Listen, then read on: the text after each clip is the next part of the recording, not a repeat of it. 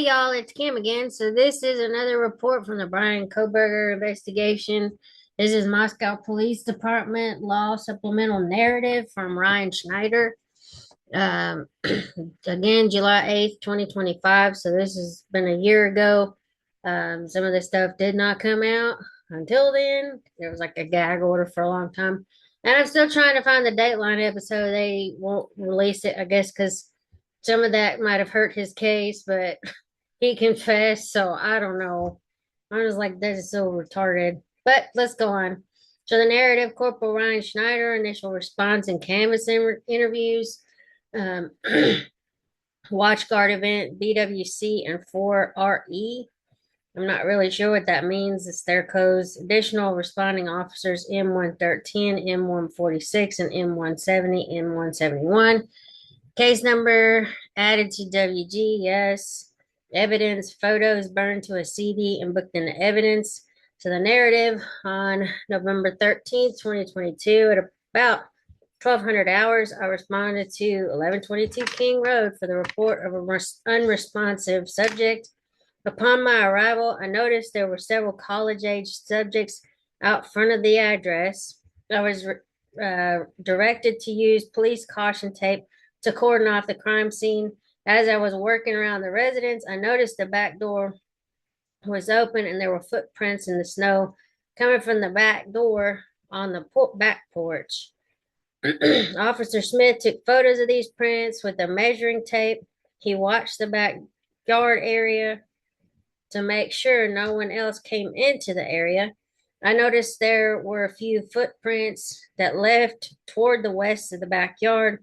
This portion of the backyard is connected to two other residences, 1118 King Road and 1126 King Road, both directly to the west. The footprints appear to lead west toward King Road between the residences, but I was unable to see where the footprints went after the yards connected due to the amount of rock landscaping. I also was unable to discern how old these prints were, and there had not been recent snowfall. With Sergeant Gunderson, I entered the residence to continue taking photos of the scene. I entered through the bottom floor main door on the north side. I took photographs of the rooms and living areas of the residence. The photos were downloaded onto a CD and booked into evidence. The photos were labeled in this report with a brief description of each photo. As I was down the road of the residence near the King Road and Queen Road intersection, I was approached by a college-age male who identified himself as Jack, which I'm pretty sure is Kaylee's boyfriend, ex-boyfriend. He informed me he lived at some King Road apartment. He stated his redacted lived upstairs at 1122, or ex-girlfriend lived upstairs at 1122 King Road, and they share a dog that was there currently. Jack did not appear to have obvious wounds on his hands, as I would assume the suspect possibly would. Officer Nunez was interviewing suspects about subjects about the situation. I asked Jack if he would wait inside Officer Nunez's police car so we could talk with him. He agreed to. I informed Sergeant Gunderson of the circumstance involving Jack. Jack later responded to the police department to be interviewed and then picked up the dog from the Moscow Humane Society shelter.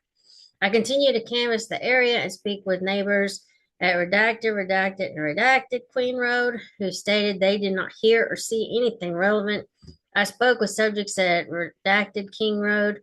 One resident, DL, I don't know, stated she was walking home from the corner club at about 0300 hours and thought she could hear music or some type of noise, but she couldn't give any clarifying information more than that due to her level of intoxication that night.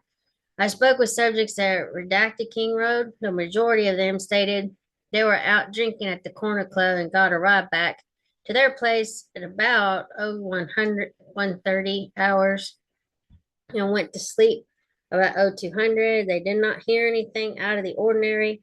Redacted King Road resident, redacted, stated at about 0400 hours, he heard a barking dog coming from the east of his residence. He believed it was the dog at 1122 King Road, as he thought that was the only dog in the area. He stated the dog sounded like it was outside and was barking for about 45 minutes until he believed someone must have let it inside at 04:45 when it stopped. Redacted stated he had a female with him in bed at the time who also heard the dog barking at this time.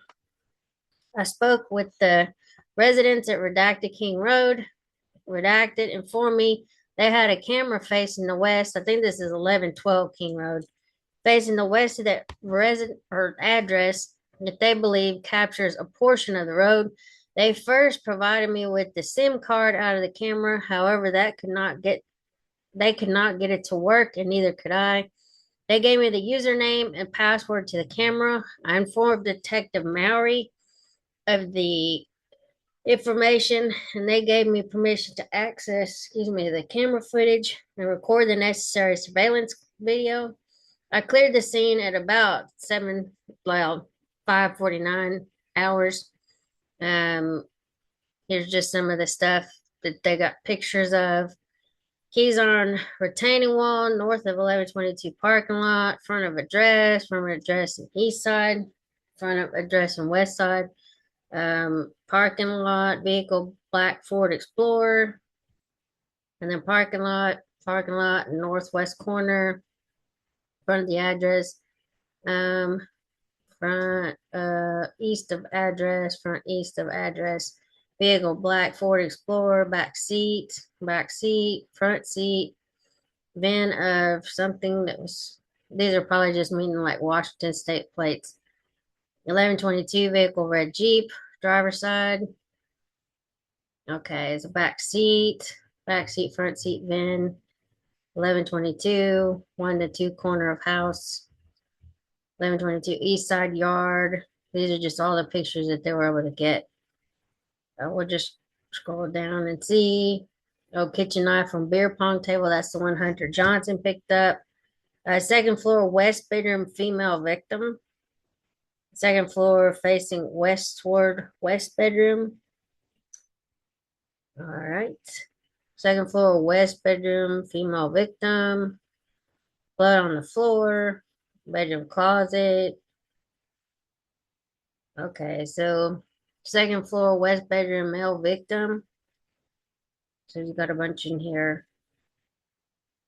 Just of them. Second floor west bedroom female UI ID card. Oh, University of Idaho.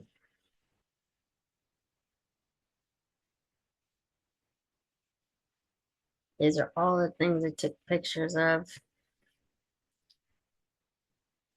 Okay. So third floor southeast bedroom, 2 female victims. And then the third floor southeast bedroom, 2 female victims again. 2 female victims, 2 female victims. Ugh. Yeah. So this is all those pictures. I don't know if I'd ever want to see them, because then that's like putting stuff in your head you don't really want.